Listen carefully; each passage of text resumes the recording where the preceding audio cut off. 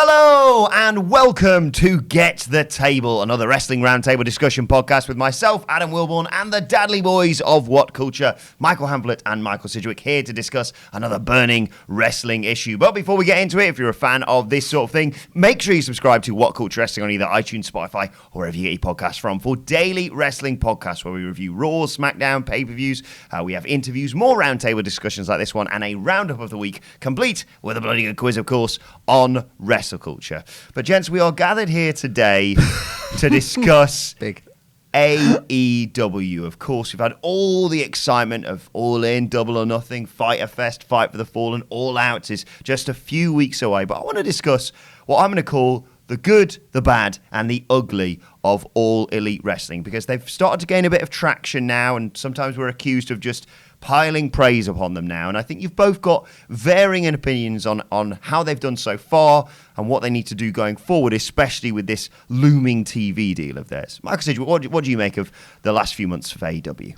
I think it's been a smash success with niggling, growing pains and teething issues that have to be expected of such an unprecedented gesture.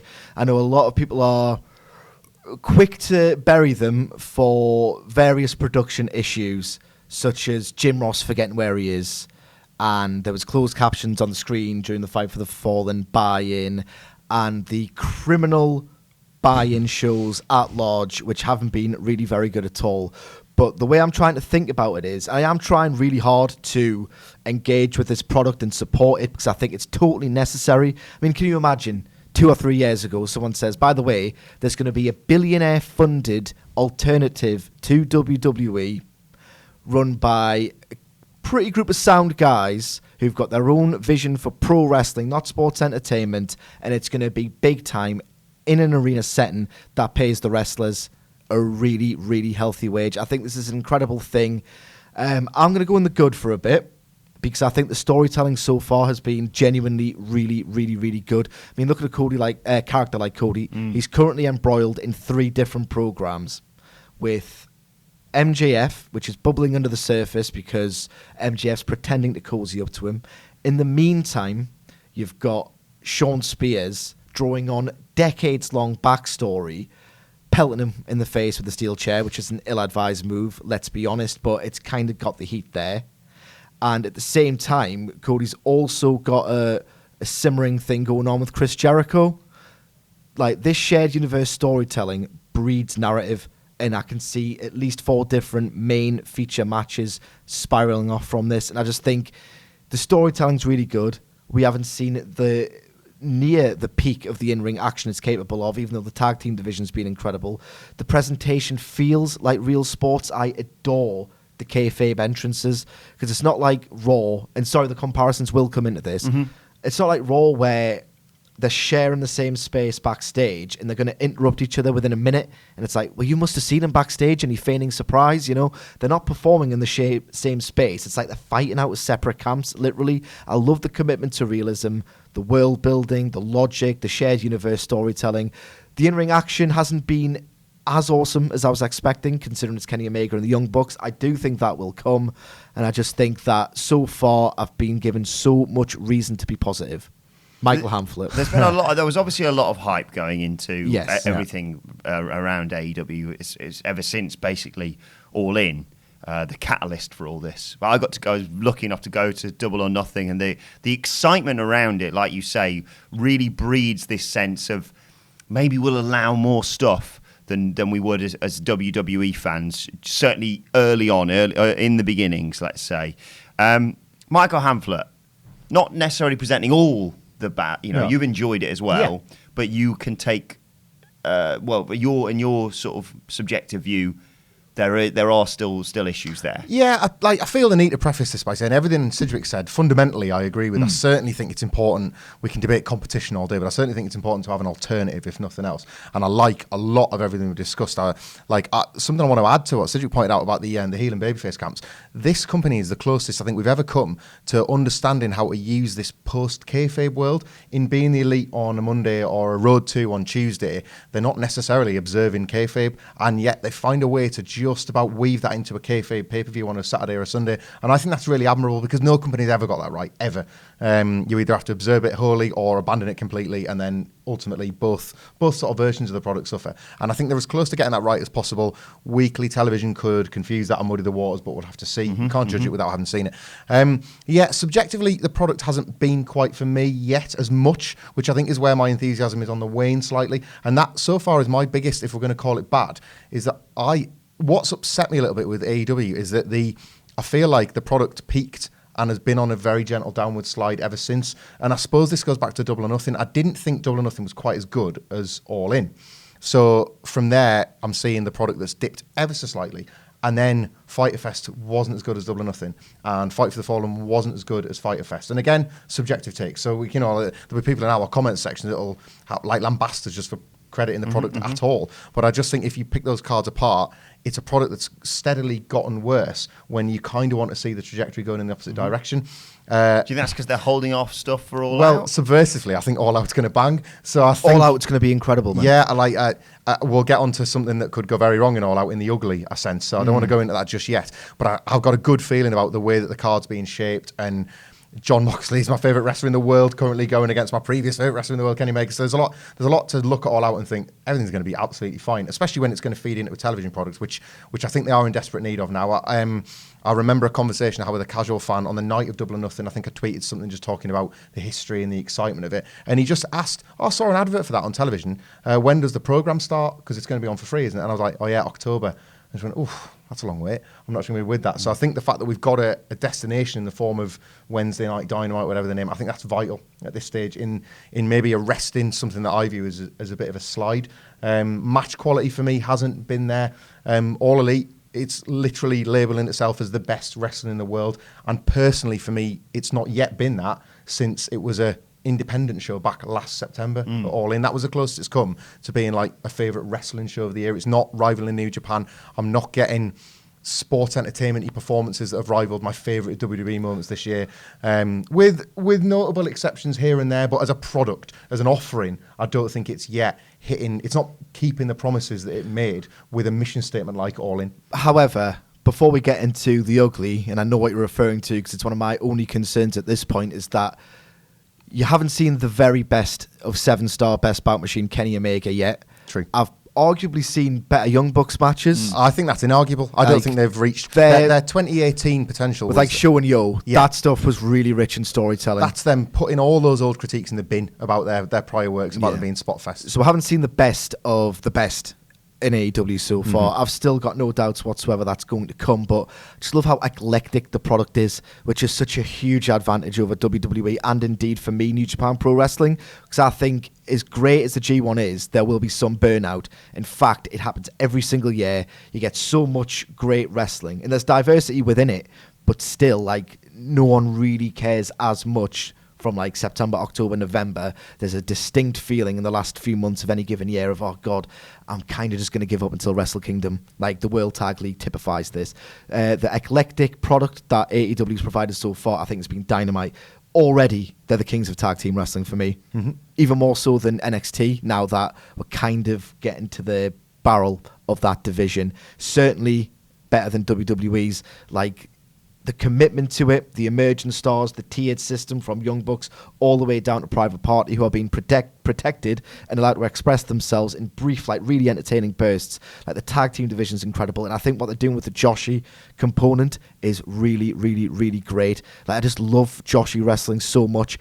Like the whole idea that I can't get into it fully is that it's splintered across so many really inaccessible companies that I just don't have the impetus to get into it as much as I would like. If they can make it big time and consolidate it in a really accessible package, I think it's going to do gangbusters for them because it's so charming yet brutal and full of character and vicious and just endearing. I just love it so much, and I think a lot of people will follow suit. What have been the highlights for you then, match-wise or star-wise? Because like MJF has been a revelation for me. Going back to the diversity of the product, like Cody versus Dustin was just an emotional, blood-soaked masterpiece for me.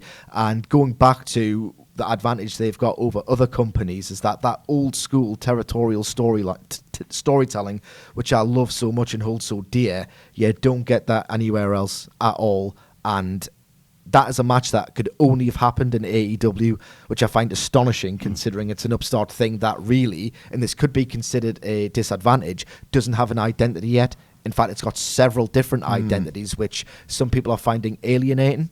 But that match in particular just made me feel so assured about everything, because no other promotion can put on a match like that. What did you enjoy? The two biggest highlights for me so far are the two Moxley and Omega brawls, the show closing brawls at the end of Double or Nothing and Fighter Fest. Jim Ross, at his very best, can still make wrestling feel big time. And the Moxley Omega call was something I feel like he was trying to ape Tyson Austin. What he was trying to put across was these are stars from other worlds that have decided to converge on All Elite Wrestling to make it feel like the center of the wrestling universe, much as the same with like Austin came out of nowhere, Mike Tyson came out of boxing, and they landed in Vince McMahon's ring to create magic, money and magic.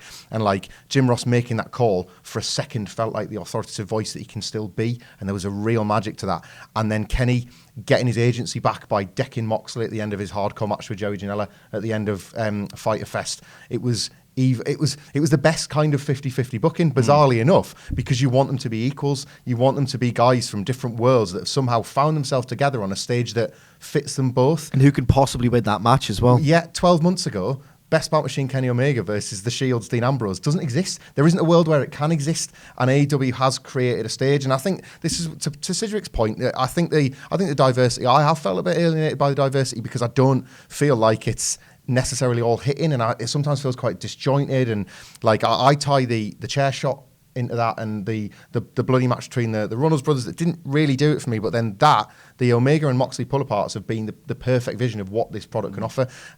People like to make the WCW comparisons. I'm less into that because that was a company that hit really hard and then went out of business, and I don't really want to see that happen to AEW. And if they follow those patterns, that'll be where that goes. The money will dry up or the fan interest will dissolve. But what you can capture from those times is the unpredictability of stars coming in and looking brand new and feeling brand new and feeling fresh. And I think that's why that match is a reason to be really, really excited about All Out. A bad that kind of veers into ugly for me is actually away from the pro wrestling.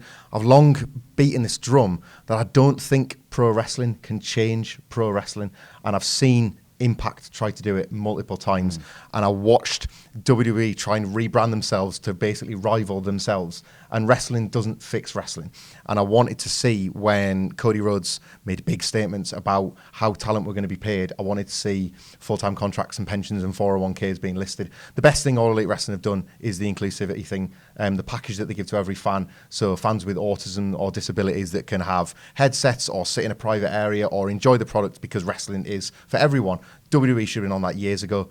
Like AEW, in one area, guaranteed, are the brand leader. Imagine that. They've been in existence all of 6 months, and they've got something that the top company in the world are miles behind on. They could be doing that over and over and over again. They could be offering talent a job, not because you might get a push this month, or you might get to hit Cody Rhodes over the head with a chair, but because you're going to be paid like an actual human being. You're going to be tracked like a human for the first time in your professional career, because that billionaire over there doesn't want to do it. And I know that might seem a little bit hippie and a little bit commie, but like that's how change the wheels of the greasy wheels of capitalism that have driven pro wrestling, and offer both, like deliver the competitive fire that capitalism's always offered wrestling, but do it in a different way where talent are rested and secure and safe. Let them be their best versions of themselves because a safe future is offered. Without health insurance, which is a big thing that they probably should be doing, if nothing else to just further their reputation as the babyface company. One good thing that they're doing is they are not, I think a lot of it is a double-edged sword, so they're having their cake and eating it too.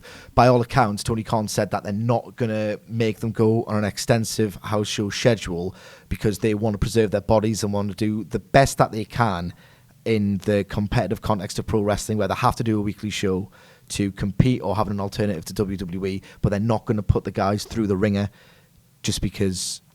why bother? You know, it's rank capitalism really, and it will, as we've seen throughout various recent injury crises in WWE, bitten them right on the arse. You partially mentioned the ugly there. We should get into it more and more now, as much as I don't want to. Do you want to start us off? Yeah, Hangman Page is cold. Like, he's really cold. Ice cold. There's been several problems with his booking so far. The idea that he won right at the death as well, a totally... subjectively entertaining, objectively terrible idea of the Casino Battle Royal just like was so insignificant compared to what Chris Jericho did in the main event. It was just a really, really strange way of going about it. I don't know if Pac's enforced absence changed that, and if it was a last minute thing beyond their control. It was all a bit, they should have really got that right.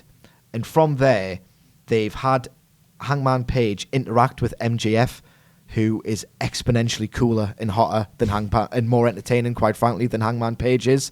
He's been rocked, basically. He's been rock Billy Gunned to not that same extent. I don't think he'll be stigmatized much in the same way as Billy Gunn was, but that is the weird parallel I'm getting, and it's not ideal whatsoever.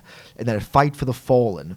Like, I criticise WWE relentlessly for trying to get everything and everyone over at the same time, and then everyone gets under. Like, most recent example of Andrade and Apollo Crews trading wins. At Fight for the Fallen, Hangman Page was taken to the limit by relative US unknown Kip Sabian. There was kind of an admirable bent to it because they're really trying to reinforce the drama of the time limits, which is a lot of New Japan Pro Wrestling. Sorry, you're going to hate all this. There's a lot of New Japan Pro Wrestling fans know, like, informs the drama of the matches so well. We're in the G1 now. Yeah, absolutely. It's great for it. So the time limit draw is a really effective storytelling tool, which they need to establish and get over, and fair enough, but why do it at the expense of Hangman Page, who went into that show cold and emerged from it freezing? You know, that main event of All Out, especially given that Chris Jericho is kind of in decline from his initial New Japan comeback. It's not looking good, that main event at all. Who's your eye on for the inaugural AEW World Champion? Well, this is the thing. I don't want either. It's got to be Hangman Page, but I don't want either. Yeah, completely the same.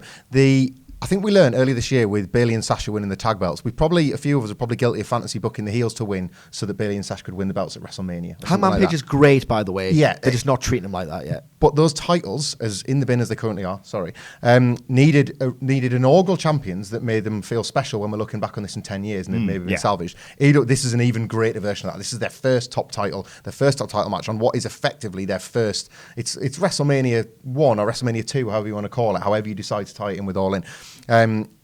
What you have now is a cold babyface in Hangman Page and a Chris Jericho who, regardless of what you think of his character work, the in-ring's not been there in this year as well. Naito was great. Part of the buzz that I think Jericho had going for him, as well as being the guy that just constantly showed up and he was here and he was there and he was everywhere, was that the matches were really delivering. The Naito feud was largely excellent. The Omega match at Wrestle Kingdom, the longer that goes on, the more that's going to look like one of the greatest smoke and mirrors act of the last sort of 5 years, because he got his first 5-star rating and it was off Dave Meltzer and it was deserved. He was working for it and he got it. And I just think like they're really going to hate us now. The decline in his work this year has been disappointing, but it's at a time when it almost can't be. Like, that match has got to deliver. It can't be a smoke and mirrors match. It has to deliver on its own terms. Hangman Page was looking great this time last year because he was being booked in the G1 to be an underdog that was really like showing like the kind of almost technical skill of a top-level guy like an Omega. In 2 or 3 years, this guy's going to be the guy. We can talk about Omega and the Bucks not yet reaching their level in AEW, but it always comes with a caveat that they'll get there. The worry for me at the moment is we're seeing Hangman Page. Well, he's not there yet, but nobody's following it up with, he'll get there. You're not really feeling like, well, tomorrow's going to come for him, and I don't really know what they do to fix that. What they do have in their back pocket is being the elite. So this time last year, they promoted and sold 10,000 tickets on the strength of a YouTube show. Every single storyline fed into one pay-per-view, one destination. They've got approximately, 2 months now, a month and a half to get Hangman Page up to this level. And what those guys have always been really good at is we sit here and have these conversations about WWE guys and we think to ourselves, WWE can't possibly listen to this and actually fix it. They know that happens. So the Librarians, for example, they've addressed this on Being the Elite, and those characters are getting more over as a result of it. If they now turn on Hangman Page and Being the Elite and say, everybody thinks you're freezing cold, and even just make comedy out of it, there he is walking around in his full gear and he's like, oh guys, I'm freezing cold. All of a sudden, you've put some life back into that. A bit of reassurance. Yeah. We know what we're doing after all. We do, yeah. We listen to this fan base. They're the babyface company, blah, blah, blah. You find a way to connect with your audience with this character and you understand what it is that the audience don't like, and then you've got a month and a half to rectify it. Have Chris Jericho be the one to do it. You're freezing. Are you not reading the internet, Hangman Page? You haven't got a chance against me. I'm Chris Jericho, damn it. He can be isolated from all this, can't he? Because he's Chris Jericho. Hangman Page will be aware of this, or the Young Bucks will be aware of it and be making him aware. And I think you've got to steer into that. There's one more bit of ugly that needs to be addressed because, oh my God, the commentary. The commentary on that show is, and it's, again, it would be remiss of us because we relentlessly bury WWE for how distracting and just artificial the commentary is. Oh my God, I feel really sad saying this and really bad and guilty because I'm a man of deep empathy as much as I've got a dark sense of humour. God damn it, Alex Marvez sucks. And I'm so sorry because like he looks genuinely like he's a really nice guy trying, but I don't like seeing someone out of their depth as much as he is. Like, he's absolutely just not suited for this at all. I don't know if you've seen any of the backstage interviews from Fyter Fest where he's trying to conduct interviews. Oh, my God. He's almost as bad as that as he is at commentating.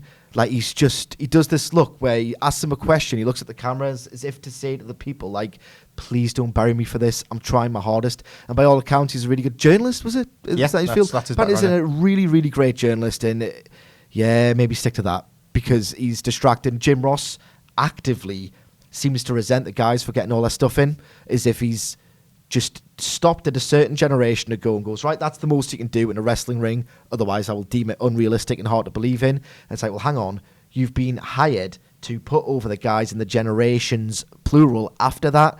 Get with it, be professional. If it's not your personal cup of tea, go and watch reruns of JCP on the network at home, have your cup of tea there, and get these guys over because they really, really need it. Excalibur, sensational, but even he can't rescue this at the minute. Your thoughts on the chair shot that obviously everyone was talking about surrounding Fyter Fest? I hated it, but I hated it in the sense that I hate that kind of violence. I know Sidgwick's going to make a very reasonable point as well about the Extreme Rules in particular. They found other ways to have heads connect with weapons and chairs.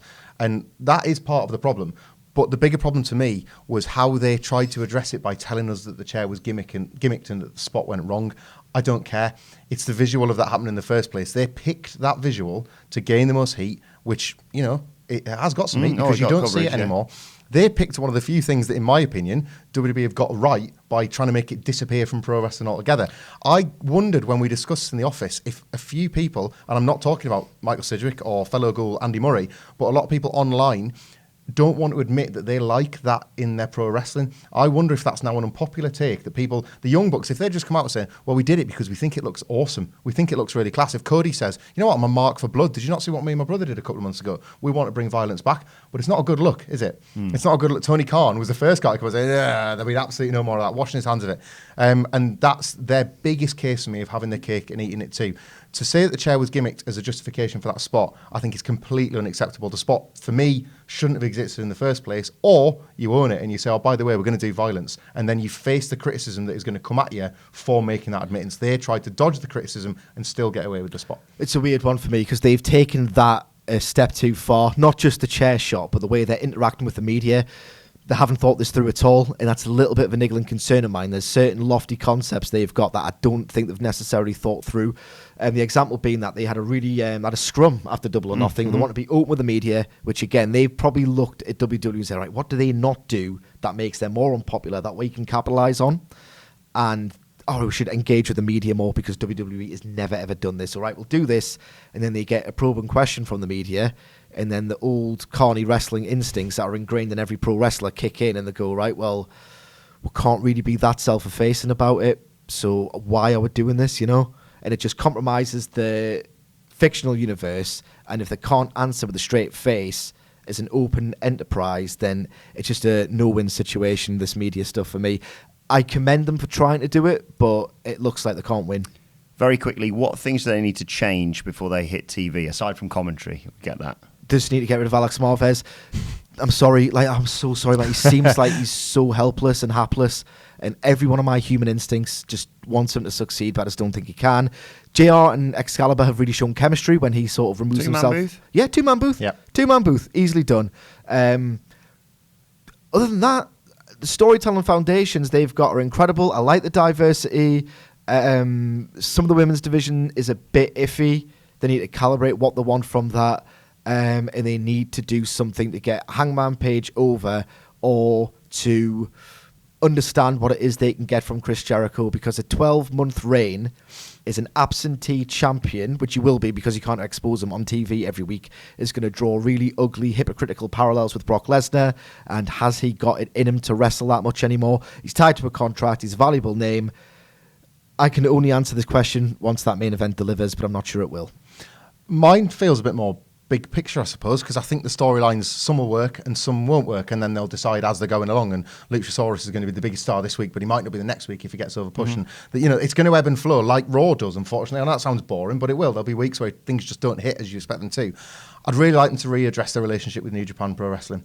I think in their effort to separate themselves entirely, it's New Japan's side though, which again, so find a way to negotiate and open that door, because what AEW have done quite smartly is present themselves as a babyface promotion. One of the first things they're going to do is they're going to kill a load of indies, because all the favourite indie guys are going to find work there, and a lot of indies are going to disappear, and they're going to ask those indie fans, pick us or go elsewhere for your wrestling. Ring of Honor look in a great amount of trouble, and that doesn't seem to be subsiding. And part of that will be because guys that they could have previously relied on will be now in AEW. New Japan is a different entity. Yes, it's trying to expand to the West, but it's always going to have that home base in Japan, and it's always going to use the wrestlers slightly differently, but in a way that can actually enhance their credibility with an American product. WCW experimented rather successfully with this in the 1990s. Eric Bischoff had a very sort of a strong working relationship with New Japan, to the point where you could have two New World Orders operating either side of the ocean. He kind of stole the concept in the first place to get that gimmick over. And I would like to see the likes of a Kenny Omega or Hangman Page still have that door ajar to go back and work there, because I think it enhances them tremendously to come back. I think footage would be really vital and really helpful. Nothing would sort of get... It's mad for us to think in our little bubble that a Kenny Omega is a nobody to a vast portion of the audience that might tune into the first episode of Dynamite on TNT, but then you offer up like opportunities with which to sort of subscribe to New Japan World or see matches that he's been in, these matches that refer to him as the best bout machine. Just as one example, Hangman Page would probably benefit even more from it, I think. I would like to see that relationship exist, because, I think it helps them remain babyfaces. In New Japan versus AEW Supercard would just be the most anticipated event on the calendar. It would be next year's MSG show in the place of Ring of Honor, wouldn't it? I just think that, I think it's a better wrestling world with those two on the same side. Well, let us know your thoughts on AEW and its future in the comment section below. And don't forget, you can tweet them to us at WhatCultureWWE. Watch there, you can follow all three of us. You can follow Michael Hamflett at Michael Hamflett. Follow Michael Sidgwick at Sidgwick. Follow me at Adam Wilbourn. As I said, you can follow us all at WhatCultureWWE. And make sure you subscribe to What Culture Wrestling on either iTunes, Spotify, or wherever you get your podcast from for daily wrestling podcasts. This has been Get the Table. My thanks to the Dadley Boyz. Thank you for watching or listening, and we will see you soon.